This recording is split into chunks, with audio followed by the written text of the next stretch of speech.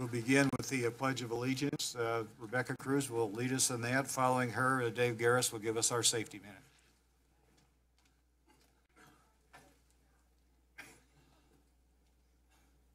Pledge allegiance to the flag of the United States of America and to the republic for which it stands, one nation under God, indivisible, with liberty and justice for all.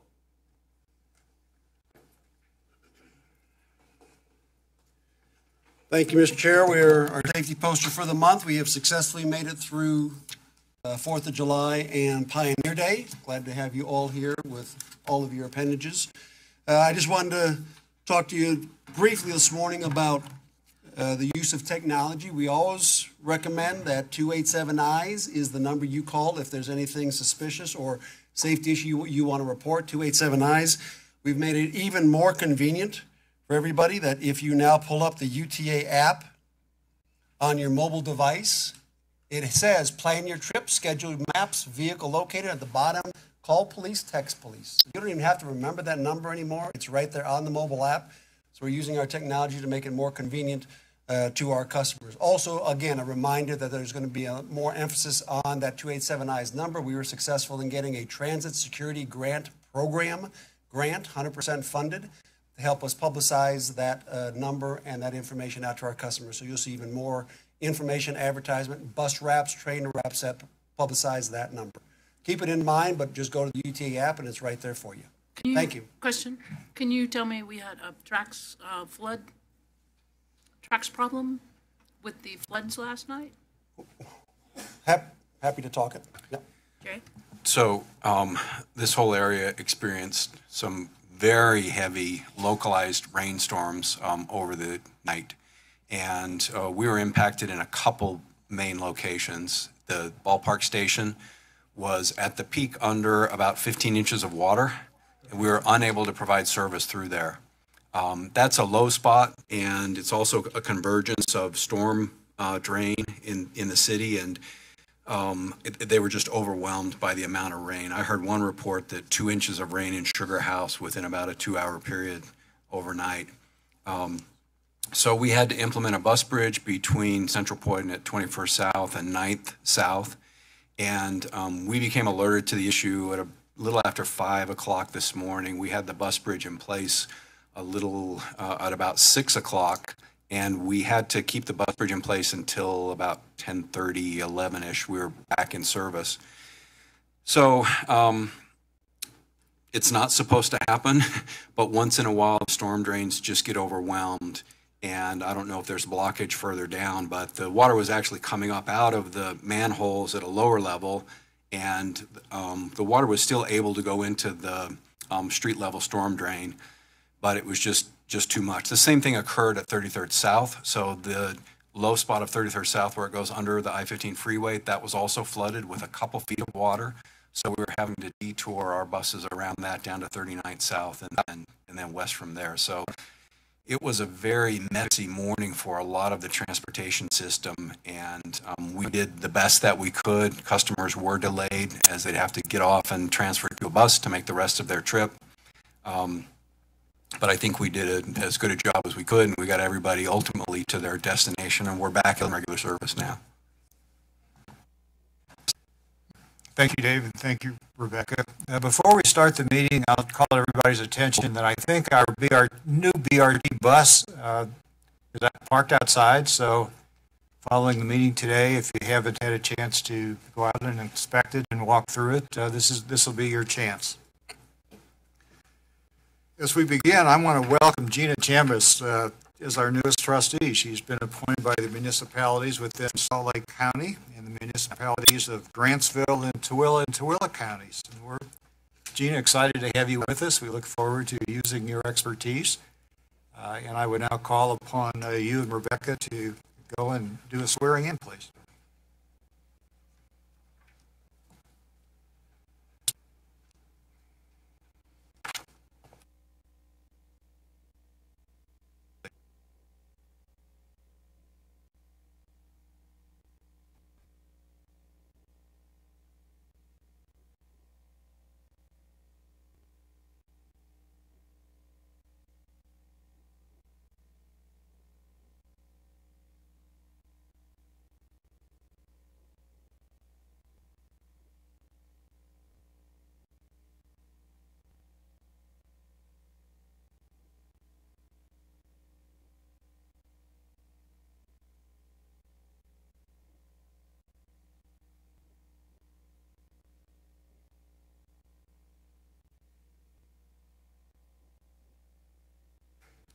Gina, we do look forward to having you sit with us and hope you enjoy your experience as much as the rest of us have.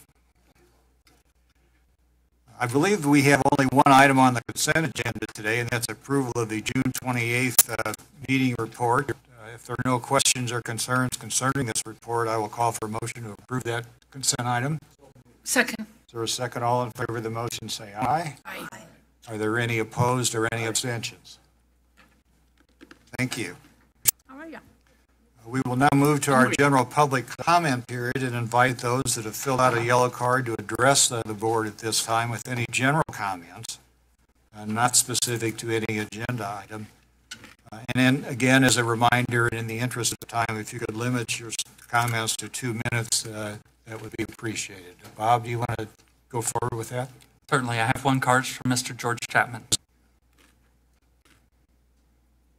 Okay, I know we talked about this last month, but I want to emphasize this, and I think I really feel more comfortable if the UTA Board of Trustees would discuss and agree to take the $4 million from Salt Lake County and use it for double tracking. I don't want it to be used for double tracking. I want it to be used for better bus service. That $4 million will do a lot more at expanding bus service, which essentially stops in that area at 8:30. People who want to go to the University of Utah, 13th East, any place other than Sugar House, between Sugar House and Central Point, they don't have any other options. And I thank you for expanding the hours of the streetcar, but $4 million plus the $2 million CMAQ funding really isn't going to increase ridership that much. And you've already said that you want to. Better? You want me to repeat the whole thing? My concern is the $6 million total cost is not going to increase ridership that much. And you've already said you want to increase ridership. You should be focusing on increasing ridership. So the $6 million would be much better spent at providing better bus service, later night bus service. It's become an entertainment district till 1 o'clock in the morning. Think of the ridership increase you could have with that. So I'm asking you to, as a board, consider whether it makes more sense to use the money for better bus service and tell the county, can we use it for that? So before you accept any more money from anybody, you should be considering whether or not the ridership increase really justifies taking and spending that much money. Thanks for listening. Thank you for your comments. Bob, are there any other comments? There were no other cards. Okay, we will then close the public comment period at this time, and I would turn the time over to our CEO, Jerry Benson, for his monthly CEO report. Thank you, Mr. Chairman. You've received electronically this month's President's CEO report, and there are just a couple of things I'd like to highlight from that. One is our new BRT bus, which is here, so if you haven't seen it, I encourage you to go take a look at that. It got a lot of attention in Utah County and got a lot of attention when we brought it up here. We had over 90,000 or nearly 90,000 unique individual views of our social media posting. We posted a little video, and so it got a lot of attention, and it really starts to make that project seem a reality when you can see the vehicles that are going to be operated on that service. There's an update on the construction activities in more detail in the written report. I want to talk about a project that's a community-focused improvement. This is the tracks crossing for the Midvale Road home. This is something that was brought to our attention about 2 years ago when the Road Home was building their Midvale shelter, and they now have a new state-of-the-art modern facility that's primarily focused on women and families. Unfortunately, the crossing of the tracks line immediately west of that didn't have good pedestrian access. So while we had grade crossings for the cars, there was no good control for pedestrians. And with women and children making that walk down to the Winco grocery store and other locations, it was not an ideal situation. Unfortunately, it's an expensive thing to go and retrofit with sidewalks and channeled gates, and we'd actually have to reconfigure the grade crossing.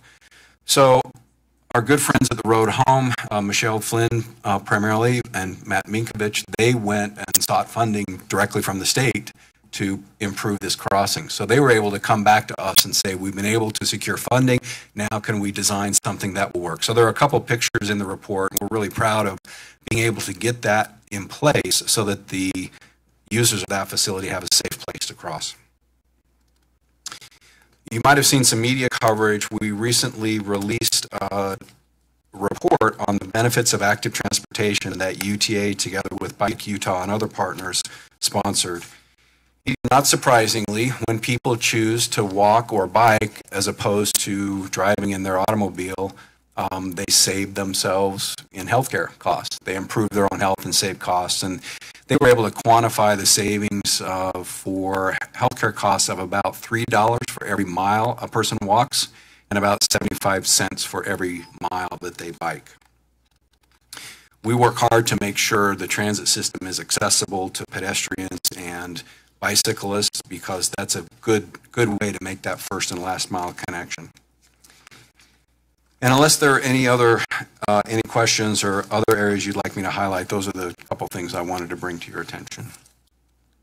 Any questions on Jerry's report? If Thank not, you for not reading the whole thing. Jerry, thank you for that report. This is sort of the Jerry Benson hour, I guess. I want to now turn it over to you. You recall earlier this year we approved a performance plan for Jerry as our CEO, and in compliance with that plan, he's going to give us kind of an update on his status and progress so far this year. Jerry? I'll stand up and move across the room so it looks like someone different presenting. So this is a new thing for all of us, and I want to start by expressing my appreciation to the board for accommodating my recommendations for how the board and the president CEO interrelate on setting priorities and having performance expectations. So many of you have been on the board for a long time and know that typically we would have the board set quantitative goals and targets for the agency. And this year I asked the board to spend some time working with me on a performance plan so that we could have an understanding together exactly what you expect me to do to accomplish the outcomes that you desire from the agency. So this is an effort to be clearer about the leadership and strategy activities you expect of your CEO. So this was something that the board approved in February of this year, and the other important input to this is the strategic planning process that you're all engaged in. So that will inform next year's President CEO performance plan. So this is our mid-year report, and I'm happy to say we have made some progress on each of these categories that are outlined in the President CEO performance plan. Categories are leadership, strategy, external relationships, people, and finance and operations. You may recall when I completed my listening tour after being appointed President CEO and made a State of UTA address to all of you, I indicated that I thought our priorities and our focus should be on service, people, and stewardship. And variations of that certainly showed up in your board retreat, and they've shown up in the priorities that we've set as an executive team. But those themes of focusing on service and improving service, focusing on our people, both the people who use our system, but also our people who deliver it and support it, and then focusing on stewardship, taking care of what we have and planning for the future is a responsible way for us to manage the agency going forward. So one of the first things for me to do in the leadership category is to get an organization structure in place. I announced to all of you back in November of last year a pretty significant restructuring of the agency, and I'm happy to report that now, halfway through the year, we filled all of the key positions, not just at the executive level, but also at the senior management level.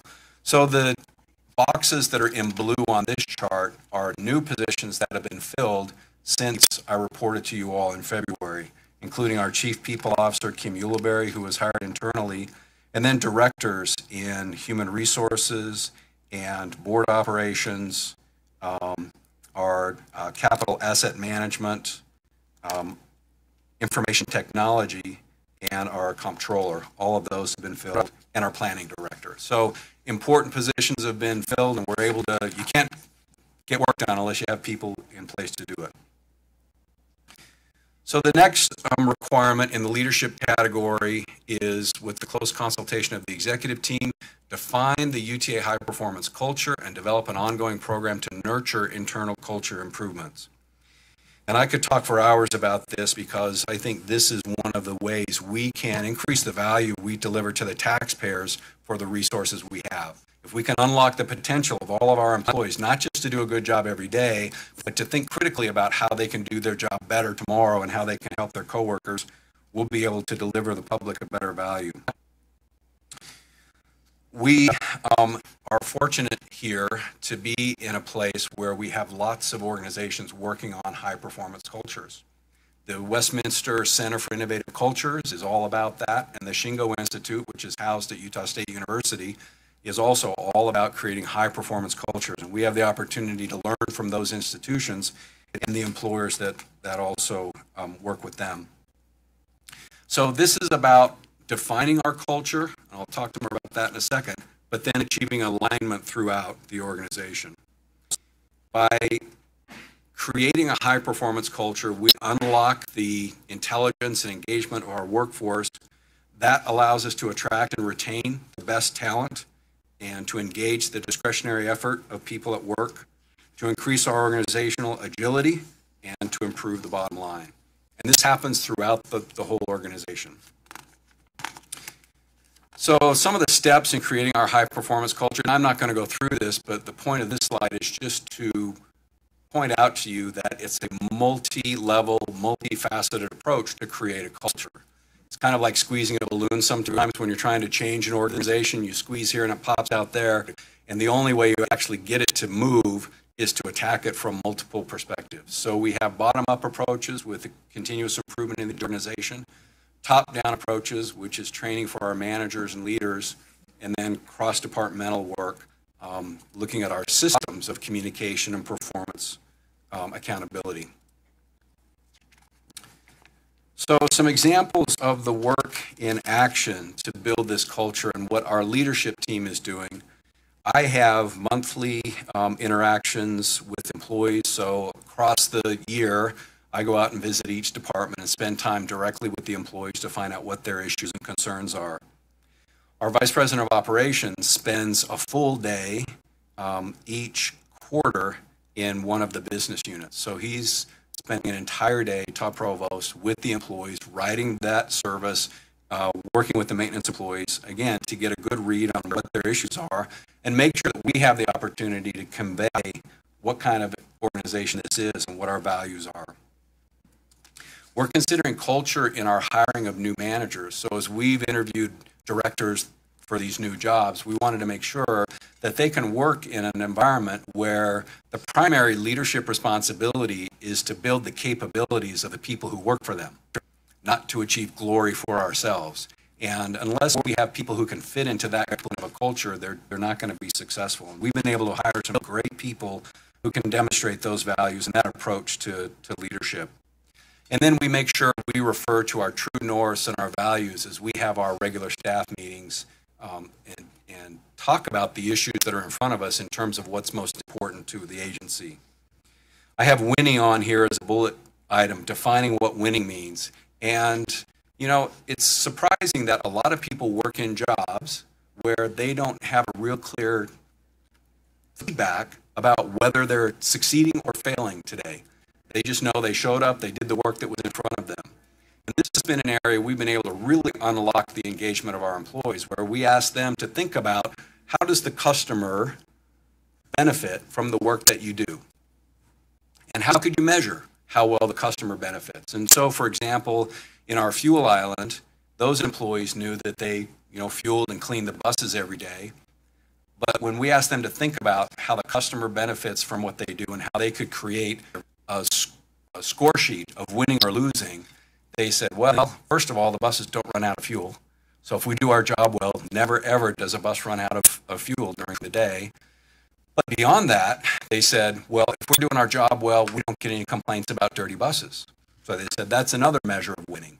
And then they said, beyond that, if we do a good job while we're fueling and cleaning the bus, we can identify potential failures on the vehicle. And even though they're not top-level technicians, you know, you can see a loose hose or a fitting or a cracked light bulb or a little star in the windshield.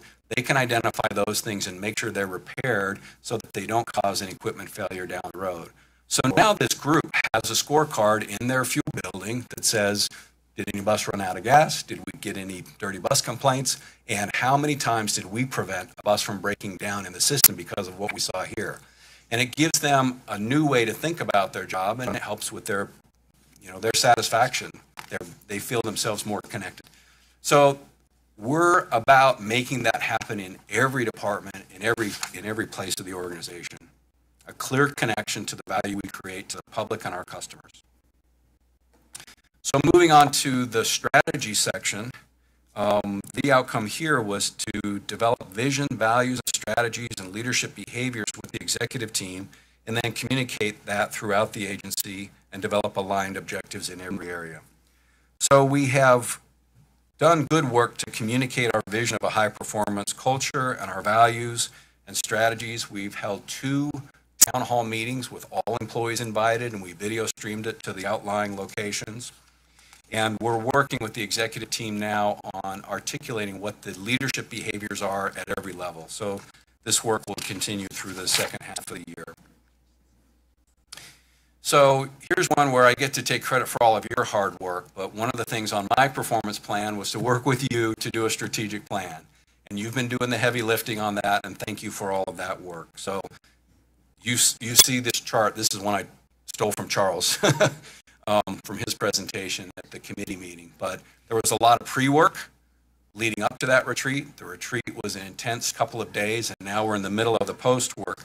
And what this leads to after you're done refining that is for me to take that and translate that into divisional objectives and action plans to execute on all those strategies. So thank you for your work. I'll take credit for it.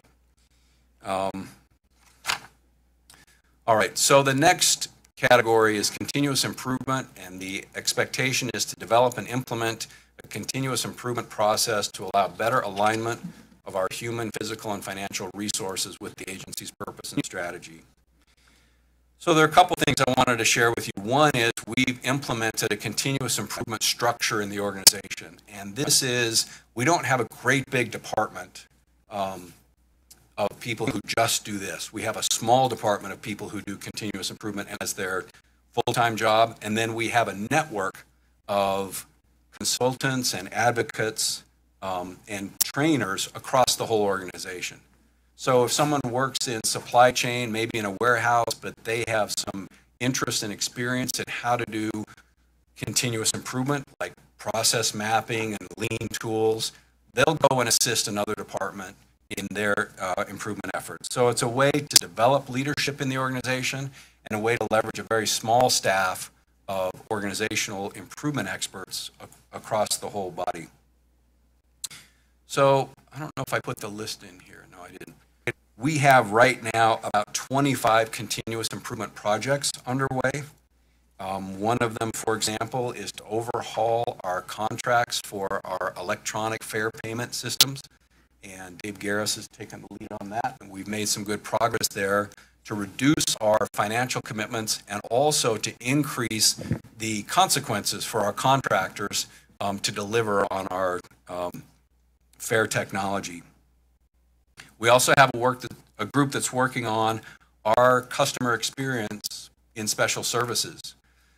We know that a lot of our paratransit riders make multiple legs of a trip, and a lot of them transfer to either a flex route or fixed route somewhere along their trip. And I had an opportunity to observe during my listening tour the worst of that, kind of when the connections break down and people are having to wait.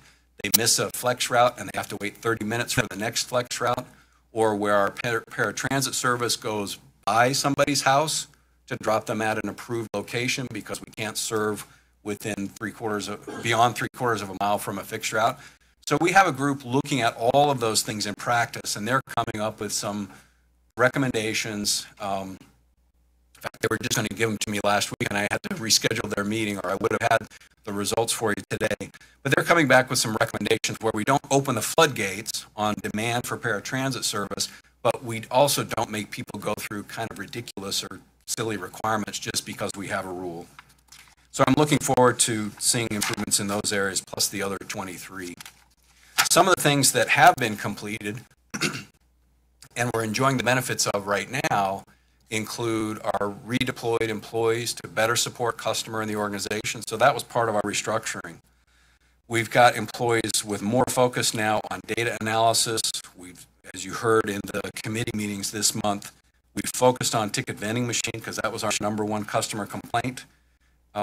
We focused on service planning and better support of bus training. Change day is a big deal for us, so I said we've simplified our workflow. It's still over 1,000 steps to accomplish a change day, and any one of those steps, if there's an error or a ball is dropped, it goes right to our customer experience. So we have to make sure we keep track of all of those steps. Our bus communications standardization project, this is something that we may not get really excited about. What it means is we took all of our radios, our automated vehicle locating, our GPS system, our cellular network that's inside a bus. We took all of those systems and created a standard kind of a plug-and-play circuit board for all of that.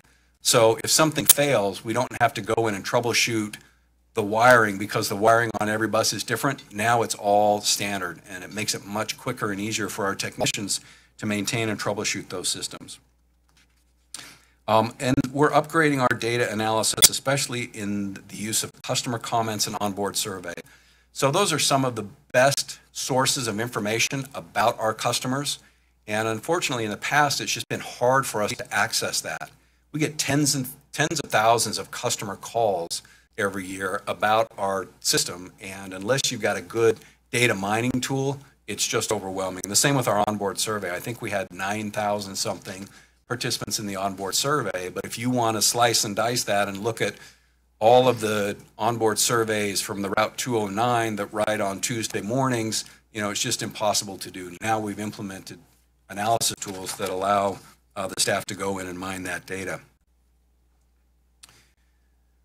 So a lot of improvements that are focused on service and focused on the customer experience and making sure that for the dollars we get, we have as good an experience for our customers as we can. So moving on to the next category, this is about external relationships. And we've done a lot of work to expand our network of relationships and make sure as new elected officials come on board that we reach out to them. The Transit Academy was a big success, and these are pictures from that. We had 84 elected officials attend that, and many of you were there. It's a nice one-stop way to make a connection with a broad part of our stakeholders.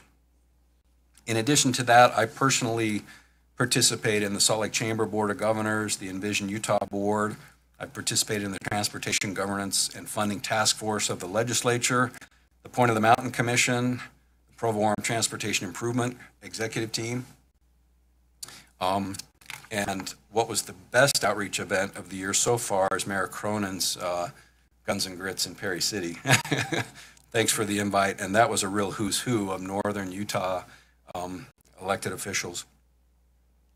And then many of you have... And I have pictures of Jerry shooting a shotgun, so he was pretty good. I was good with the over-under, but I could not shoot that 16 gauge, and not as good as you. Yeah, you couldn't actually see anything blowing up when I was shooting, right? Just shot going off into space. Many of you have been interviewed by the Langdon Group, so you know that we commissioned them to develop a community relations plan, which will feed into our overall communication strategy and plan that we'll have in place before the end of the year. You might remember this chart. I shared a version of this with you in our year-end report, but this is just a tally of the number of meetings from our calendars for our senior leadership team with external officials. And you can see the bulk of it is myself, Matt Sybil, who's our Director of Government Relations, Eddie Cummins, who's our regional general manager in Ogden, and Mary Delamar Schaefer, our regional general manager in Orem. We're all in the kind of 70s for the first half of the year. And I know there are more than show up on here, but this is just a snapshot of how much we're out meeting face-to-face with people to build those relationships. So I'd like to talk about this next one, which is development and implementation of a robust, proactive, and flexible communication structure, strategy, and plan. We still have more work to do on our communication strategy and plan, but we're well underway with that. We've already, though, in the first half of the year, made a number of improvements to increase public access to the work that you do, to make more information available on the internet, and to be more accommodating to government records requests and media requests. So I appreciate Jamie Blakesley and his department's leadership on the government records access and taking the time. Both he and Bob Biles and I have taken time to sit down with individuals who made government records requests to give them the rest of the story, the context behind the data that they're asking for. And, you know, we hope that that will result in better decision making if that's used by a body outside of us, or better, more complete reporting if it's used by the media. And I think we've had some positive results from that. At least I think they recognize that we're doing our best to be as open as we can be while still being a responsible steward of this agency. The next item deals with accessible information, and the expectation is to ensure continuous improvement of UTA's efforts to provide easy to access information and increase engagement with the public and stakeholders. So you know we've started live streaming board meetings. You know we've enhanced the information we make available to the public before the meeting. If we're going to make decisions on important issues, we invite public comment both through the website and live in the board meetings. And we have more to do here. So we're just kind of getting started with making our agency as open and transparent as it can be while we make responsible decisions and while we operate in kind of today's media environment. So we know that doing all of these things really reaches a lot of people who never would have come to a public hearing. And we'll still do public hearings because we're required to do them, but we know that it's much easier for the public to weigh in on the internet or with an email. So now let me move on to the people section, and collective bargaining was one of the big items there, and you heard us report the results of this contract. It looks like Rod Dunn is trying to crush my hand there, and he wasn't really, but we're happy to reach an agreement with the Amalgamated Transit Union that was supported by 93%. So it reflects a very positive outcome, and I think it also is consistent with our True North categories of good stewardship for the public. We were able to make sure we stay competitive in the workforce, that we're able to keep our good benefits programs, both for health insurance and for pension, and also stay within our financial limitations and keep our employees focused on serving their customers and serving the public. That agreement will extend until December 10th of 2019. In the area of staffing and performance management, the performance plan looks to have me work closely with the executive team to achieve full staffing of service-critical positions. So this is one of the areas that sometimes goes under the radar for public agencies, and if we don't keep our staff at budgeted or planned levels, then you start to see a decline in service quality. And that's what this is about, to identify those service-critical positions and make sure we keep them at a level that we don't, for example, if someone's calling our customer information line, that they don't wait on hold while the phone rings for 15 minutes. They get answered in a timely way. Or if we're expected to have train hosts at our Salt Lake Central location, that we don't, because of staffing, find ourselves unable to just have people there. Certainly operators, mechanics, maintenance of way employees, customer service, and police, including fare inspectors, are the categories that we're focused on. We still have some work to do to define what full staffing means, because sometimes it's okay to be a couple positions under. You can pay a little overtime or you can move people around and that's actually efficient. So we're going to set our full staffing targets probably a little bit below the full budgeted level. It also means that we proactively hire. So that's kind of hard to get used to doing. We've done this for a long time for bus operators, where we hire based on a workforce plan that looks out a year in advance. We hire people before we know we're going to need them because it takes 5 or 6 weeks to train them. So we can say that we've achieved full staffing in police, rail, operations, customer service, our Mount Ogden and Timpanogos bus business units, and we still have some work to do in the Salt Lake bus business unit and our maintenance of way area.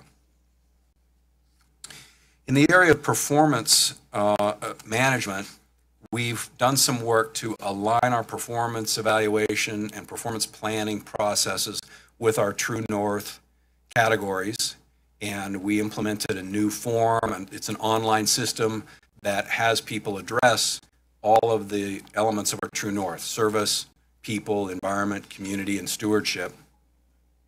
And then we have a group that's working on updating that system to include accountability laterally and downward. So traditionally, performance appraisal or performance evaluation systems have accountability up to the boss, and we don't have to worry too much about our coworkers or the support departments that we rely on, or the employees who report to us. And so we want to kind of close that loop and make sure we have appropriate accountability across and down through the organization. And we look to have that system updated toward the end of the year. The next category is finance and operations. And the first expectation is that we manage our expenses within the approved budget.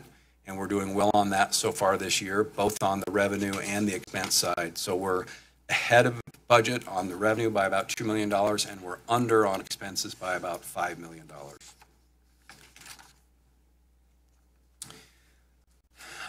I made a commitment this year to improve our budget process. So in a public agency like ours, the budget is one of the most important systems, one of the most important documents that we have. And somebody said at the legislative task force, and I can't remember who, that, if I want to know the vision and direction of an organization, I don't ask for their mission statement, I ask for their budget. And I think there's a lot of truth in that. We're looking to find a way to improve our budget process so that it's more forward-looking and it's more agile and allows us to make strategic resource reallocations. That means taking money and people out of some activity and putting it to another one. That is really hard for organizations to do. Both for-profit businesses and government agencies struggle with the ability to take resources from some program that's probably benefiting people and put those resources to something else. But that's what we're embarked on. We've done a number of things to get this started. The first step was to put a group together to do a critical evaluation of our budget process. And that group completed their work in the first part of the year. They identified a number of long-term assumptions that we need better data around.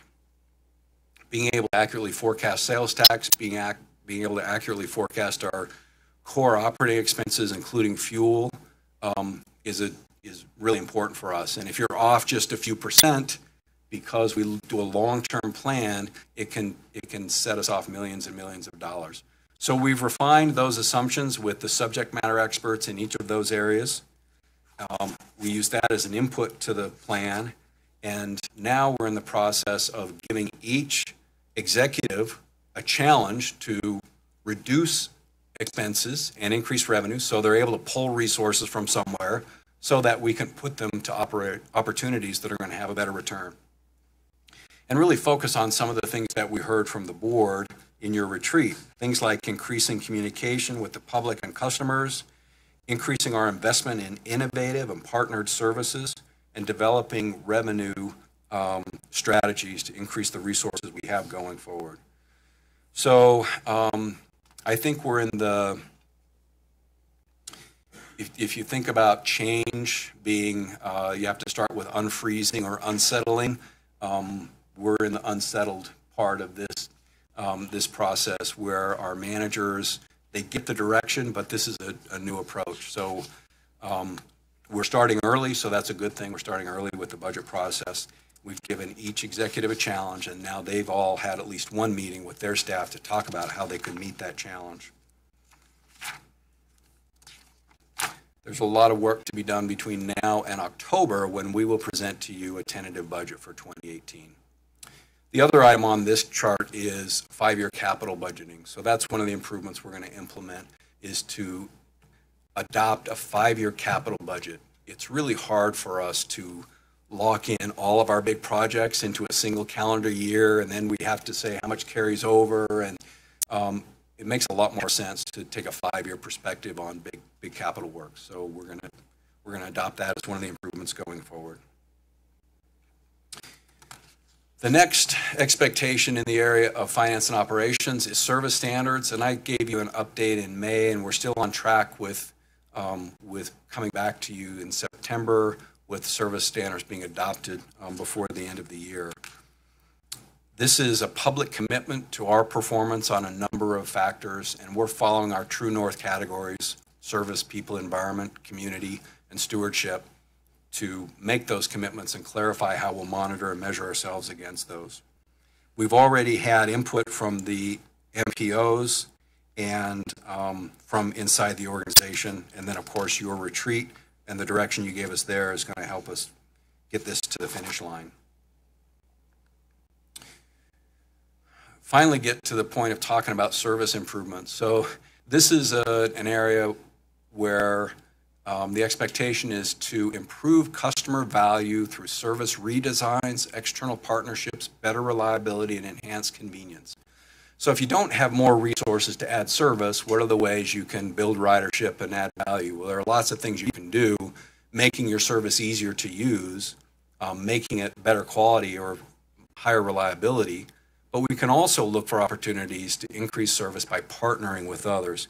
And there are a few things I'd like to highlight here. One is the UtahRideLink.com. So we launched a website at the beginning of the year, which is an inventory of all of the transportation service providers that are supported either by the government or state or county for human service transportation. It also has the commercial providers, Uber and taxis, and UTA information on it. So someone can go to the UtahRideLink.com, they can put in a profile if they're a veteran or they're a senior or they're eligible for Medicare.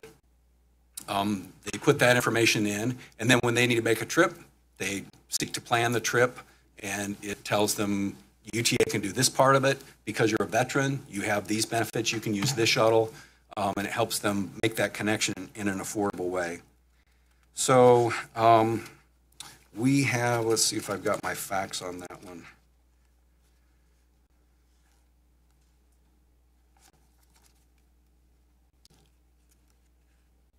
We've had 4,900 trips scheduled using UtahRideLink.com from January 30th. So it's just getting started. We're promoting it, trying to let people know about it. We've had 85,000 visits to the site. So there are people who are exploring it but haven't gotten to the point of actually planning a trip. The other one I wanted to mention is our volunteer driver program, which is a partnership with Weber and Davis County. This is a way to let your friend, neighbor, family member give you the ride, and then you give them a voucher to reimburse them for their costs. We've had 308 trips made on that in just the 2 months since we've launched it. And if we think that each of those trips could have been a paratransit trip, then this starts to present some real savings to us. The value of those trips, if they were paratransit trips, would have been about $9,000.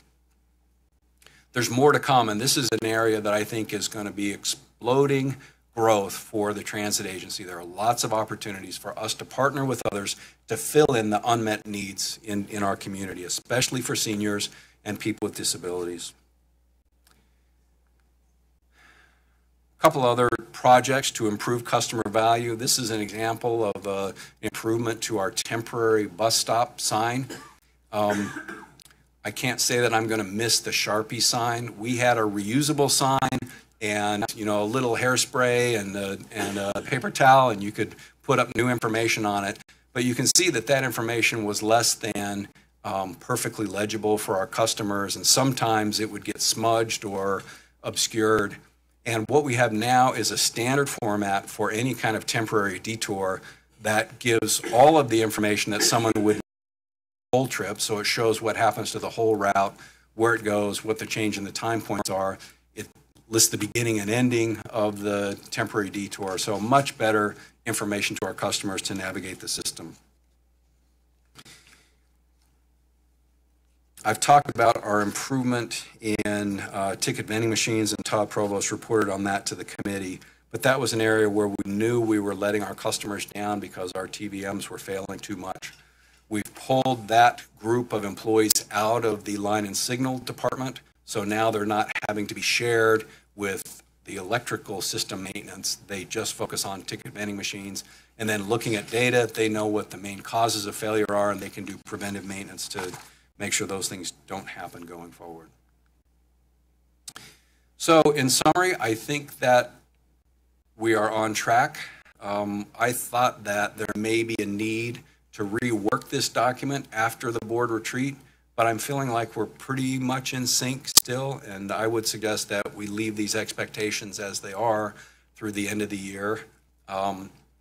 If you have feedback or suggestions, or you'd like to see something changed, certainly that's available for you now. And I would ask that those be funneled through the executive committee so that I can have a smaller group to interface with rather than all 16 of you separately. So if there are things you'd like to see changed or clarified, if you could funnel those to Chairman McKinley, then we'll make sure we have a discussion with the executive committee. So we've implemented the restructuring and filled all of our key positions. We've done a lot of work to clarify our vision and direction and our values to the whole organization. We have a strong continuous improvement process down through the whole agency. We're working on external relationships and have reached out to a lot of people. That's never-ending work. And then on the people side, we finished our collective bargaining agreement and fully staffed our service critical jobs, and we're working on a new performance management process. In finance and operations, we're within budget. We've made improvement. We're in the process of making improvements in our budgeting process, and then we're working on service standards and more partnerships for improved service. So here are the next steps. The performance plan covers the calendar year 2017, and we are asking you to help with the year-end assessment process. So the executive committee is going to make assignments to trustees to kind of pick part of this plan, part of the agency's performance, maybe to dig in a little bit about and make an assessment of how well I'm doing and how well the agency is doing. We're going to ask you to check in externally about UTA's performance and get some feedback from outside the organization, and then also check in internally. And the plan is to divide that up so it's not an enormous burden for any individual. But we would like to have, and I would really like to have, each trustee's involvement in assessing the performance of your CEO and of the agency. I'll do a self-report and summarize all the issues in the performance plan and share that mid-December with the executive committee. Then all of that information comes to the executive committee at the end of the year, and the executive committee will compile the assessments and my self-assessment and present a summary in January. And then based on that and the feedback I get from the board, I'll prepare a response and an updated plan for 2018 in February. So that's kind of how we close the loop on this year, and then hopefully we can refine this process going forward. So thank you for listening. That was a little longer than I was planning for it to be, but really thank you for supporting me in this process. I think it is really helpful to me to know what you expect from your CEO, and I know we're focused on the performance of the agency, but it's really nice to have clarity in exactly what you expect me to do and how to spend my time in leveraging the performance of the agency.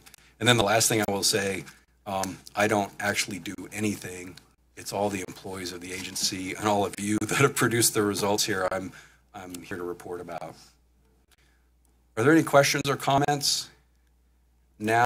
And as I said, I encourage you, if you have recommendations for changes or refinements, to convey those to the executive committee or to our chairman, McKinley, and then I'll have a discussion with them about it too.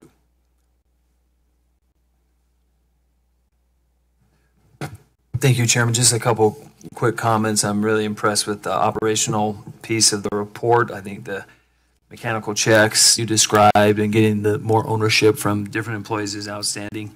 Thought the change day went great, and the budget management, very happy with as well. Just wanted to mention those in particular. A couple questions I had. The town hall meetings, I love that I'm hearing about with the employees. And this is just purely wonderment, do we have some kind of internal survey that is conducted as well, like by an external party of employees, or is there something we do along those lines? Yes, we have done an employee engagement survey every other year for a number of years. This year, we're refining that to be more focused on culture and where employees are with regard to understanding and being part of a high-performance culture. So we'll do another survey this fall. Okay. And then just to understand also the town hall meetings, are those with everyone, including the middle managers, or do you ever get any direct feedback from employees without the managers present? Because my experience in the Army, we often have where the battalion commander will come and do a visit with the company without the company commander to get feedback. Not that the company commander is doing badly, but it provides a different set of feedback, gives the troops a chance to talk, a little bit as well. So how are they structured? Is it? So both. The town hall meetings are all everyone invited, and they're a little more formal just because it's so big, and we video stream that. The site visits, both the ones that I perform once a month and the ones that our operations leadership performs every quarter, those include opportunities for direct interaction with the rank and file. And usually it is kind of a walk through, the shop, or I'll ride along with an operator. And then usually there's an opportunity for people to come together in their break room for a little while. And the senior managers for those areas usually, not every time, but almost every time, give me time alone with the folks. And in addition to that, I do periodic videos to employees, so it's a message from the CEO to employees, and I invite responses and questions directly to me by email. And I'll get, after every video, I'll get 4 or 5 questions or comments or inquiries from employees, and it's from across the organization. Great, thank you. And lastly, this is just a question I have and doesn't need an answer now, but it's something I just would like some more discussion and information about. It's somewhat out of here, but also out of the financial report we'll be discussing in a minute. But the operating revenues, as you noted in here, are declining or below what we had forecast, so less passenger revenues. But then in the last year's report, at least, the operating expenses in 2016 had risen. The revenues in 2016 went down 3%. The expenses, operating expenses, went up 4.7%. So I'd like, some better, and maybe it's done, but some analysis, if you could share with us by email or send it out, of what's being done with that gap, because obviously we're going in the wrong direction, spending more, but declining ridership, and I'd like to understand that, what's being done, what's your assessment of, what's causing it, what are the solutions that are being put in place to flip those numbers, or at least hopefully break them even, instead of the revenues going down and the expenses going up. So just would appreciate some feedback on that. If you have something, you could get us some more information on that. So I'm happy to provide more information, and certainly, that's the question for the board to look at as we're presenting our budget for the next year. At the big level, what's happening? Are expenses going up more than our usage of our service? And if so, why is that? And we'll have the opportunity to do that as we present our 2018 budget. What I can say, though, is in 2016 and 2017, there were a number of drivers of our operating expense, and a lot of that goes to service improvements related to the Prop 1 that passed in Weber and Davis counties. And where we are making improvements in service that are extending hours of coverage, so instead of a bus ending at 9 or 7 o'clock, it ends at 9 o'clock. The cost of those 2 hours of service is the same as the cost of 2 hours of service from 6:30 in the morning till 8:30 in the morning, but you're going to carry probably 8 times as many people during that morning commute rush. And so we are seeing that as we invest in service to make our system more usable for everyone, not just for commuters and students, that the return on investment or the riders per dollar invested is going to be smaller. And that's just the nature of it. But by making those investments, and we hear from our riders and the public and people who take the time to come to our board meetings and talk to us about this, we hear that that's what we need to do, is make the whole system more usable.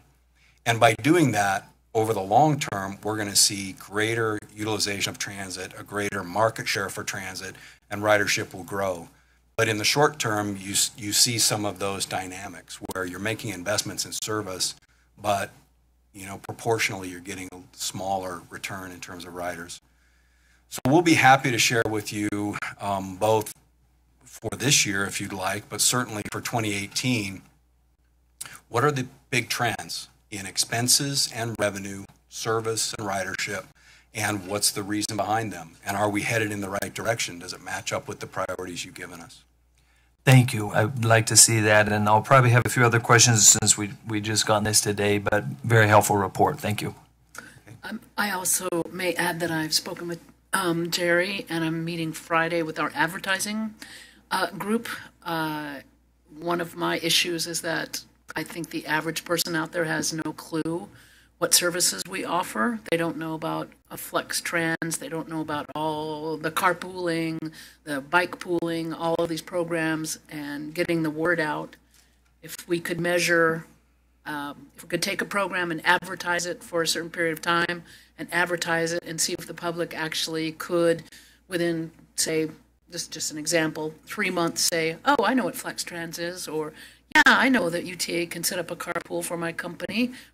That would be possibly a way that we would get more ridership by advertising specific services, and also something as simple as making sure that all of our vehicles have advertising on them about our services, which they don't. So, yeah, so I'm definitely looking into that aspect of it, and Jerry's been helpful getting us in that direction.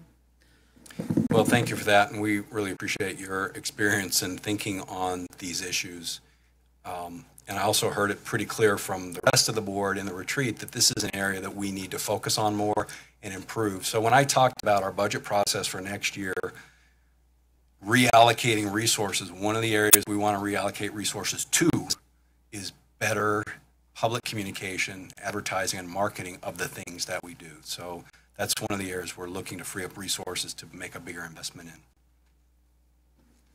in. Speaking of public communication and whatnot, any feedback on our live streaming and how it's been received? Is it working? Is anybody watching? Alec watched it? I'm showing 11 now, but and one of them's to me. Yeah. But I do want to make one comment to that. I would be interested to hear your answer, but along that lines, I did have somebody text me just a few minutes ago and say that the audio was very difficult to hear, so. There was an article in the Desert News this weekend saying that they applauded our transparency. I can have Rebecca send you, I'm sorry, I'm suffering from a cold, send you the link, but they applauded the board's efforts in doing video streaming and moving towards being open and transparent. Sorry for using that word. Yeah, I mean, it's one thing to do it and applaud the efforts, but I'm also curious as to what are we getting any kind of feedback as far as those that are participating, or even the technology? Is it, like I said, I just had a text. Brand new, we'll probably send out another, give it a little bit. We'll probably do some more blogs and do a little more advertising, so people probably in a week or so, and then also get some feedback. Yeah, I mean that's part of the deal. People were having a hard time even hearing or understanding what Jerry was just saying. So I'm sorry. I apologize. We'll probably send out some more advertising in a week or so, letting people know about the blog. It's really new. I mean, we'll send a blog or two in the next couple weeks, probably inviting other people to participate, do another big hit, and then also with our website and with live streaming, invite people to give us some feedback. Can you not hear? How's it doing? What would you like to see? Also, probably on a big week when you are all doing some input on a big topic where we know people will be more apt to watch. Like this weekend, we don't have a lot of things that are being adopted. So that'll be a good week for us to get some feedback as well. So sorry about that. Thank you, Trustee. Appreciate it. I want to applaud something that Jerry talked about of working with other agencies to what is the most efficient use of resources across the way. I don't know that UTA would ever be as efficient as Uber in some areas, and working to partner with those and I forget what you called it, where you can go online and Ride Link can help navigate through all the different options to provide the most efficient. I've actually heard a couple of comments how beneficial that has been, so thank you. Great, thank you for that feedback. Other questions, comments? Brett? Okay, Jerry, thank you. I also kind of commend the board and Jerry. I think this new approach that we've taken in terms of evaluating what's going on is really moving us in the right direction. So thank you. Let's move on to item 9. As we continue to work on our board processes, we've asked our committee chairs to provide routine updates on committee work done since we've last met. And today we're going to hear from 3 of our committee chairs. We'll begin with Trustee Walker, who will provide an update on our Audit Review Committee. Troy? Thank you, Mr. Chair. I'm pleased to report that we've had some great work done both on the financial audit side, so done by our outside auditor, Kennington and Christensen, and then we've also had some great work done by our internal auditors on all of our systems as they've been going through them. So the first one I'd like to kind of report on is the financial audit, and we do have Steve Rowley here from Kennington and Christensen. Steve, raise your hand. If you have any questions for him at the end, you certainly can talk to him. But the 2016 pension audit report that covered the annual audit of the UTA Employee Retirement Plan and Trust, their opinion was unmodified and it was known as a clean audit opinion, and there were no findings. I understand there might have been some changes prospectively going forward, but with respect to the 2016 audit, there were no issues. 2016 financial audit, this covered all of the annual UTA financial reports, the 2016 and 15 financial statements and related notes to the financial statements. You all should have had opportunity to look these over. They should have been sent to you. So they looked at the financial statements, compliance for each major federal program, compliance with general state compliance requirements, and again, the opinions were unmodified, and there were no findings on those issues. The only place where they had some findings were with the National Transit Database Report, the NTD report. It's not like we can't have enough acronyms, to discuss here. So this report included some findings, and when we looked at it, I kind of wanted an idea of what they were, and I'm going to go over them just briefly with you, and if you have questions, we can address them. There were essentially 6 findings. Of the 6, 3 of them, well, 4 of them were really related to the way we transferred data. We were transferring information from one piece of paper to the next piece of paper by hand, and so some of that kind of got, there was some error. But just for example, item number 1 is a finding of procedure G, and it was Vehicle revenue miles were understated by 200,000. And before you get excited about that, we drove 36,556,000 miles. So I don't know, it's a lot. But just to give you an idea of, this is how good the audit was, but that's how much we were off transferring one paper to the next. So when you consider the millions of miles that we drove, corrective action's already been taken. They're coming up with an automated system to prevent this having to do manual data transfer. Item number 2, this is another archaic system that we kind of had in place, which is counting the number of passengers we have. And so they're coming up with they've addressed that issue to make sure that you can get a 95% confidence level and that there's an automated counting system, so we will be more accurate on the number of people getting on.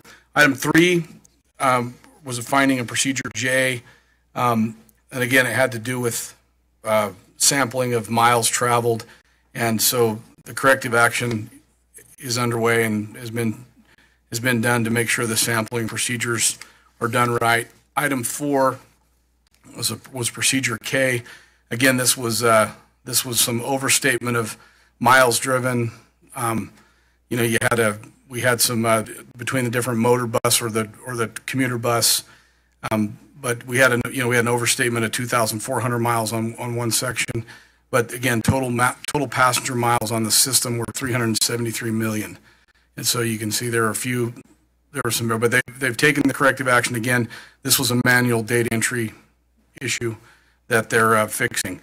And then number 5 had to do with again vehicle miles and the number of miles that we had across the urbanized areas versus the unurbanized areas.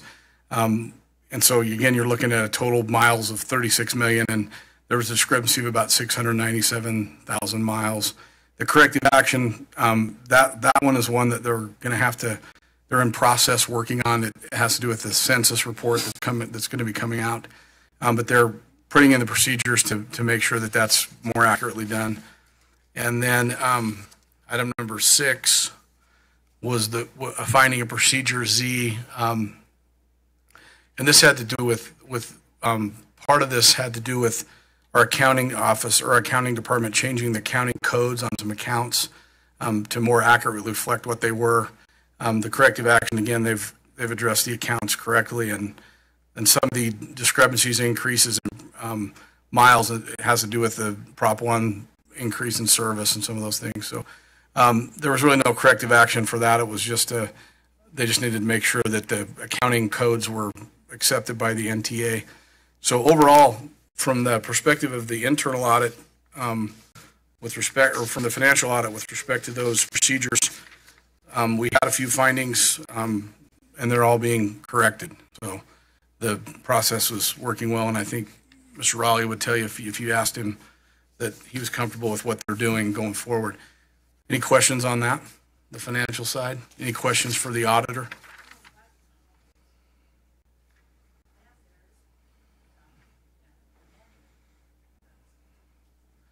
Yeah, I think, you just assume that where everybody's automated. I remember in Draper City a few years ago, our financial lady came to us and said, hey, we're still using a spreadsheet to keep track of everything. One spreadsheet to the next. So, I think sometimes we get behind technology-wise, but it is exciting to see them. And this NTA report, it's an important report. The information's filed at the federal level, and then they use it to analyze transit across the country. So it is important that it be accurate, and we want to make sure it is. And so those things are. Any other questions on that part? All right, on to the internal audit. This one they looked at, in this particular audit, they looked at business continuity and disaster recovery. And so going through that, we found some things that we needed to improve on, and protecting our data and be able to continue to operate in the event of a major disaster. And there were a lot of things that they looked at and can improve. And I don't know that, honestly, if we really had ever before looked at this in the sense of, I think this might be the first look at this important issue. So it's pretty awesome that we're moving forward and planning, and I think we have a good plan going forward for, the event, hopefully never of a big disaster. The next one was they did a full-on assessment of our data center, and its security level and its access and who had access and how our data is stored, used, and how we communicate, using our data center. And so they've identified some areas where it can be improved, and they're making the improvements on it. Again, this is probably areas where we hadn't ever really looked at this before. So it's a new look. So next year or next time around, you'll be able to really gauge what we found and what we improved. We sort of set our own standard with these two items. So we've got something to grade ourselves against in the future. But these reports are all available to the public. There is some of the report in the data center assessment where some of the information's been redacted. That's only because of security reasons for things that we are improving in our data center security, and we want to make sure that we get a chance to make it work before everyone knows what the weaknesses might have been. So, any questions about that? Yes. I appreciate this because to me it felt like the first time we'd gone through a lot of this information, and I've been here a long time, so that really is either I've forgotten it or it is the first time we've gone through it. But it seems to me that what you have done has helped us be able to more carefully protect our agency from all kinds of threats. Thank you. Yeah, a lot of this stuff is just even who has card key access to the servers and that kind of stuff, and making it top to bottom, protect our data and any personal information or customer information or whatever we have. So other than that, I think our internal audit department is actively and aggressively looking at our systems when they find something. The good news is when they find something, they go to the business unit or whoever they're dealing with, and what they find is a desire amongst everyone to make it better and to make the improvements. And so I'm very pleased with it. They work hard. They're tenacious about it. It's probably as good as I've seen it since I've been on the board as far as top to bottom analysis. When Rihanna dives in, you got to watch out because she's from Australia and or South Africa, and she can swim. I knew I was going to mess that up and just offend you. But she's from where the great whites are. I know that. So, she's a good swimmer. So if she dives in on an issue, you're going to have to make sure that you're doing it all right. Anyway, no, they've done a great job and kept our committee, informed all along. So I'm very pleased with their work, and our contract auditors as well have done a great job again and done a good job looking at it and serving us well and earned their money. Any questions? All right, thank you. Troy. We do need two motions, though.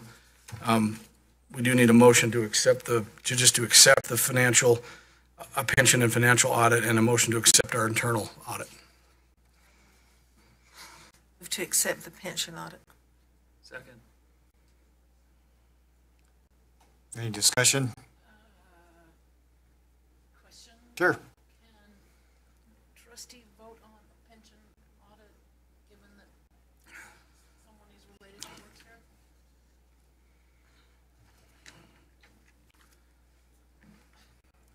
I think on the audit it's fine. It's tenuous enough that it's not an issue. Any discussion on the motion? All in favor of the motion say aye. Aye. Are there any opposed or any abstentions? The motion carries unanimously. Further motions, Troy? The next one is a motion to accept the Q2 2017 internal audit report. Mr. Chair, I'll make a motion to accept the Q2 2017 audit report as stated. I'll second that. It's been moved and seconded. Any discussion? All in favor of the motion say aye. Aye. Are there any opposed or any abstentions? That motion carries unanimously. I'm not sure that we had a motion to accept the financial audit report, though, for 2016. Yeah, we need one for the pension, which I think we had, and we need one for the 2016 financial audit as well.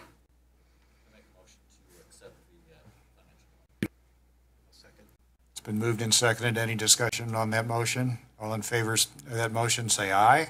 Aye. Any opposed or any abstentions? Hearing none, that motion carries unanimously. Thank you for that report, Troy. And I want to personally observe our internal audit staff is incredible. They know what they're doing. They're conscientious. We really have stepped up our activities in that regard. And I also thank the Audit Review Committee for the great work they're doing. Thank you. And these reports are all available online now and linked, so anyone that wants to read them any of the public can see them all. Again, the redacted parts are only until our safety director and security director thinks they're good to go. So. Okay, good. Thank you. Thank you, Trustee Walker. We'll now hear from Trustee Henderson, who will report on behalf of the Planning and Long Range Vision Committee in the good work they've been doing on our 2040 strategic plan. Thank you, Mr. Chair, very much. Appreciate the opportunity to be able to share. I'm not going to rehash everything that was discussed in our committee, but also want to note that there will not be any action that's necessary to be taken today. It's just really to provide an update as to where we are. As far as the meeting that we had in July for our committee, it was really more so to really bring everyone up to speed as to what we have done up to this date. You saw in the presentation from Jerry Benson's, our President CEO's update, that he had the funnel there, and it shows some of the items that we've actually done. And so our focus really in the month of July was to make sure that we had captured the essence of everything that individuals had provided in the way of feedback. Wanted to make sure that we were all still very much aligned in this effort. I did a presentation, and then I also had the staff, Militia, and GJ were on hand to get more into the actual strategic plan. We have the draft, and what I heard from you all is, as far as the feedback, that we're pretty much on the right track with respect to the actual strategic plan. The nice thing about this process is it's allowed us to fully embrace our role as a public and governmental entity, as well as provide, evidence of our stewardship and over the resources that we are responsible for. And I heard that clearly in the presentation that Jerry delivered today. And I appreciate the fact that he had an opportunity to be on hand along with members of his staff. It is clear that he has listened and heard much, not only the feedback in our retreat, but then the feedback that has been provided by trustees throughout the time that he's been in his role. It's starting to come together. I appreciate the collaboration there. We have a lot in front of us still. As I mentioned in our committee meeting, we had a lot of work ahead of the retreat. And really heavy lifting is really going to happen now as we get into the month of August. I know we don't have meetings scheduled in the month of August, but we still have a lot that needs to get done. And so I will give you all as trustees a heads up, even though we may not physically meet, but there will be some opportunities for you to continue to provide your feedback. One of the things that I heard in our 2020 strategic plan initiative was that some of the trustees didn't feel like they had as much of a hand in structuring that document or that plan. And we want to really make sure we afford the opportunity for all trustees to participate in that process. So if you're not feeling like your voice is heard, please make sure that I am aware. Reach out to me, phone call, email, what have you. But also be aware that we will be pushing some things out to you as well. In any case, the feedback we received on our mission and vision statements, we had our vision draft, we move people. That's the tagline. On the mission side, is that we provide integrated mobility solutions to service life's connections, improve public health, and enhance quality of life. So that was what came out of the retreat, and we're going to go forward with that. Unless we hear otherwise.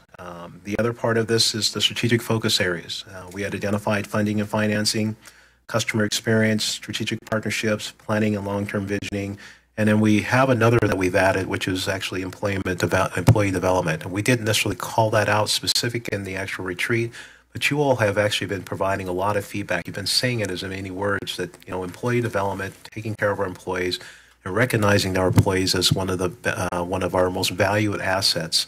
They're obviously a part of the service delivery engine, and so if we're not taking care of our people, and you heard that in the presentation that Jerry delivered, we are investing in our people. We are looking at ways that we can fortify them, getting the best of the best, not only coming into the organization, but developing them within the organization is very important to the success of the organization as a whole.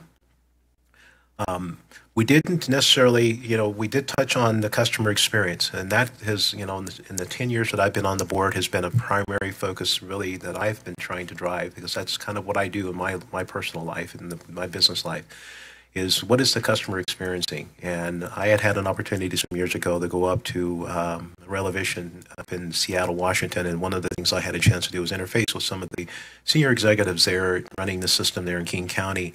And they said, it's easy to hire an operator, but to have someone who understands customer service is really important, because some of the feedback they were getting, and I applaud Jerry saying we're going to look at this feedback that we're getting and finding ways that we can try to improve on this, on the experiences for our customers, is that, the operator, every day would pull up the bus and customers would get on the bus and there was very little interaction.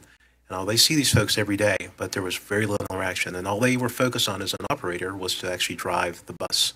And what they had to do is really start to look at it from a different perspective and trying to get their operators to be more interactive and be more personable. And they also started looking at the hiring profile for the employees that they were hiring, is to identify individuals not only who could drive well, but also who could interact with the customers and provide a great experience. General feedback received is, we need to really kind of spend some more time, I think, on the integrated mobility, is making sure that we're clearly defining what that means. Some of the feedback received in the committee was that, the word mobility in itself may, conjure up, a thought of, someone who is disabled or handicapped. And so mobility, we have to define that and make sure that individuals are not seeing it as something that's, more that's lending itself to our special services team. And understanding that integrated mobility implies that we are looking at how do we as a transit agency work in a concerted effort with the other modes of transit or transportation that are out there.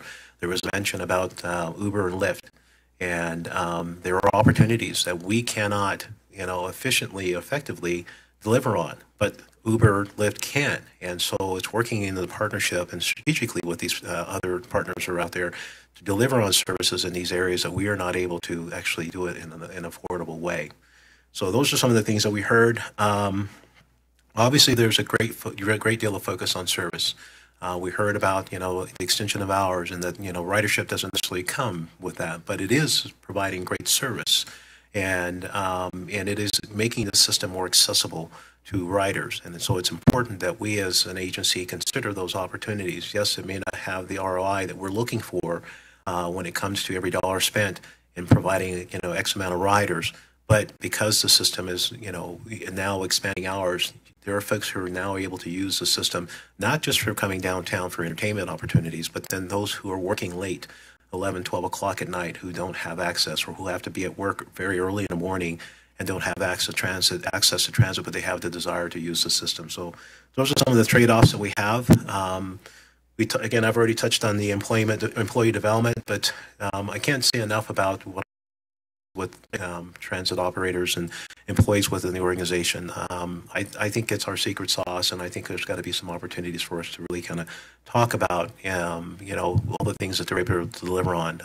Some of the scenarios that Jerry shared in his presentation about thinking about the organization and the services that we render. It's not just fueling the bus, but it's also how do we make sure that, we don't have a bus that runs out of fuel and the bus is not dirty, and that we avoid having those comments from those who actually use the system. And, one of the other things is, that we heard in feedback is we have to celebrate our success, tell our story. We were recognized a few years ago as one of the best transit agencies in the country. And that is because of the employees here. That makes a difference with the organization, with our customers. And so we need to celebrate those successes. We need to really talk about that. And in fact, I received a newsletter that talks about Prosperity Utah. They came out from the World Trade Center, and they're starting to talk about what are some of the things why we have the success we have with the job growth that we have in our community, and along the Wasatch Front, and why companies are coming here, and why is it one of the best places to work. I think we have to adopt something very similar. It's that we have to talk about why we have 44 plus million people riding the bus or the system, using the various modes in the transit system every year. What is that experience that's causing them to want to do that? So I think there's some opportunities there. Lastly, I want to get into some of the next steps. As I mentioned, we don't have, board meetings scheduled at all in the month of August, but there is still some opportunity for you to provide some feedback. So we'll be pushing out some materials to you, so please look at that as it comes through. It is your opportunity to provide feedback to as part of the process. Our objective here is to really start to move towards getting this draft ready so in September we can present it to the board so that we can start proceeding with getting it out in front of the public as well as with our stakeholders. August, we'll talk through some of the things that we've identified, goals and objectives, and then in September we'll have our initial draft that'll come to the board for review. And once we do that, we'll approve that, hopefully September 27th, I think is the date that we have on our calendar for that. And then come the fall, after approval with the board, we will seek public engagement and feedback on the new vision, mission, and priorities of the agency. We want the feedback, and I'm going to look to Nicole and her team with respect to the community relations. It is truly a vehicle for making sure that we engage the community, inviting individuals to review what we've come up with. And we also want to be able to capture some of their feedback because this is their system ultimately. And so I would imagine there's going to be some changes based on the feedback that we receive, but we do want to make sure that the public has a hand in this as well. In December 2017, maybe perhaps December, January, we'll have final input from the community. We'll submit the final version for our 2040 strategic plan alongside our short-term 2018 operational plan for the board's approval. And again, we'll continue to move this forward. I appreciate those who are on the committee who have participated actively, and even those who have not, we've actually asked some board members to participate and specifically for their feedback. And then also to staff, and I've shared in my committee meeting my appreciation of Jerry because he's afforded his employees the opportunity and the space to be able to do this. And the nice thing about it is I heard in his presentation, there's a great deal of alignment on the focus with the True North and our strategic plan, what things that we're trying to accomplish as a board. And he's, the important thing here is he's actually wanting to make sure that it's measured throughout the organization. Something we didn't quite do with our 2020 plan, but our 2040 plan, it's clear that everyone will be and have an understanding of what is it we're trying to get accomplished and what how their position lends itself to what we're trying to get done. So that said, I'll open up for questions. Any comments, trustees? So yesterday, or in the news, it was probably yesterday's, it was Tuesday's news, but it was probably this morning's trip. There was an article about the meeting of the Executive Appropriations Committee. There was a discussion about the fact that Utah has the highest educated, lowest cost workforce in the country. And Senator Maine, bless her heart, and I really appreciate this, said, if we want to improve our workforce, if we want to improve our economy, we have to recognize that we cannot be the lowest paid workforce in the country. And I'm grateful that when we did our union contract, we made some effort to make them not the lowest paid in the country. But better still, I'm grateful that we appreciate our employees and we let them know. And through the efforts that Jerry has made and that Charles has made, we acknowledge our employees as the very best, the secret sauce, the whole purpose of our agency is represented in our employees, and I appreciate that. Other trustees? Thank you, Trustee Christensen, for that. I remember some conversations some years ago when we were very concerned about losing the talent that we have. And it's clear that folks want to be a part of this organization. It's evident in the innovation and the adaptability that they are, that they're displaying within the organization itself. Jerry talked about how difficult it is to move people around. But that creates growth within those individuals, and I think they appreciate that. Having done that myself and other organizations, it's important that we grow people. We used to call it broaden one's T. So you may be a data management person, but you may have some skills or some interest maybe being in IT or even on the operations side. But that grows folks and helps folks understand where they can lend their skills and their experiences to support the organization as a whole. So thank you very much, Mr. Chair. Thank you, Trustee Henderson, and thank you to the full board. This has been, frankly, a prodigious effort, and it's greatly appreciated. And we are all looking forward to September to that first draft. We'll now have our final committee update from Trustee Hall Everett, who led a joint committee meeting of stakeholder and government relations and service and customer relations earlier today. Sherry? Well, it wasn't earlier today, it was earlier this month. But I just Read wanted my mind. I'm pay attention to what I think, not what I say. It's been a long day. I just wanted to kind of give you an update on some of the things that we talked about in our Citizens Advisory Board. The SB 174, which is the same legislation that it created the Transportation Task Force, has established a criteria for the transit agencies serving a population of 200,000 plus to create a Citizens Advisory Board. UTA is the only transit agency in the state that meets that criteria. And our Citizen Advisory Board will be a non-governing advisory board that's organized to provide consumer insight and broad strategic advice to the UTA management and staff. UTA's Board of Trustees is responsible for appointing up to 12 members to that Citizens Advisory Board. And earlier this month, the Joint Committee discussed potential structure and best practices for organizing that Citizens Advisory Board. Our committee appointed Trustees Acerson and Christensen to work with the UTA staff to finalize that nomination process in August in order to begin the solicitation of the nominees for that. The Service and Customers Relations Committee will review these nominees early in the fall and will submit those to the board for approval. The new Citizens Advisory Board will replace UTA's former Citizens Advisory Committee, and we look forward to the work that will be done by that committee. We also heard a report on our customer and public feedback report. Nicole Bordeaux provided that briefing to the committee at that time, and the purpose of that report is to help the committee understand the feedback that was received from customers and to identify the areas of growth and opportunity. We learned that UTA receives over, and I think this is kind of impressive, 442,000 plus communications from our customers annually through the call center, emails, website, mail, and social media.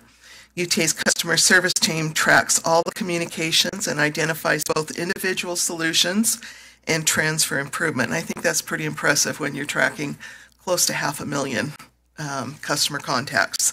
And they work on that. They try to proceed on that within 24 hours, and sometimes the investigations are handled within 7 days. So that's quite a lot of work on that part of that team to be responsive. The top comment areas for 2017 included repairs of the ticket vending machines, fair pay card balances, negative customer interactions, which are fully investigated and confirmed so that they are in alignment with the policy in the UTA way. Fares about unused passes, commendations, they actually get commendations on these reports from writers for UTA employees, and that's put in their top 5 customer communication list. We also learned about some of the new tools and technologies that they're providing to increase access to the customers for self-serve and to reduce the call volumes. Those include the automated next bus service and vehicle locator, ride time texting, which is a text messaging service about next bus departures. And then on their social media, the electronic customer communications specialists will monitor and respond to their social media posts. And they use Twitter to provide service updates from 5 a.m. until 8 p.m. daily. So if there's something wrong in the system, you can always go to Twitter, which will give you the most up-to-date information about what's happening. And I think that's a great service for our writers. We also received a communication and public relations update presented by Andrea Packer, and it provided some additional communications, PR tools that they are improving to help the public have greater access to information and services, and ultimately working on improving the consumer experience in our transit system. Some of the exciting things that have happened there is in the website development, and this trend's interesting to me because in my field we see this as well. Access for mobile devices rose to 71%. So most people are accessing information now via their smartphones, and that's up from 61% in prior years. So that's a pretty big jump. Okay, that statistic is confusing me. So we had possibly 500,000 people asking questions, you said earlier, and most people are using social media to? No, it's coming through email, through contact in the website, as well as. Didn't I see a chart in all of the 150 pages we were sent just a few days ago that said the majority was phone calls that we get? A lot of them are phone calls, yes. Like we get 400,000 phone calls? Yes, Okay. 442,000 And contacts. so what is it that's gone up that you just said?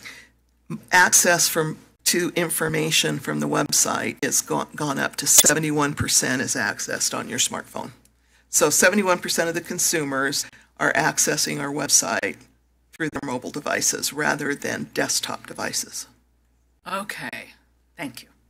And that's a trend that is happening all through the internet as well. We're utilizing our smartphones to get information. So the phase 1 redesign of the website helped make that mobile browsing and the tools available there much more accessible for the customers. The website has also integrated more self-service links that allow people to get more information more quickly. And we've also put in the links to UTA documents, board meeting information, and recordings to ensure more open and easy access to governing decisions. We're also actively utilizing Open UTA for public comment. In our partnerships, Andrea shared examples of community partners that work with UTA on everything from signage to advertising to community interests. And these partners include our Chambers of Commerce, UCAIR, and other air quality partners, and universities and special events partners, and the bicycle coalitions. So we'll continue to be updated as they continue to work through those plans in future meetings, but I thought you would like to have kind of an overview of that. Any questions? Turn it back to you. Good, thank you, Trustee Everett Hall, Everett, and thanks to all of our committees and chairs for the work in July. It was a great work. We have a topic today that we need to have a closed session item to discuss some pending or reasonably imminent litigation. So at this time, I would call for a motion to go into closed session for those purposes. Is there a second? All in favor of the motion, say aye. Are there any abstentions or oppositions? Hearing none, that motion is unanimous. We are now in closed session. We will take a 5-minute break, and I would ask those that don't need to be present to please excuse themselves.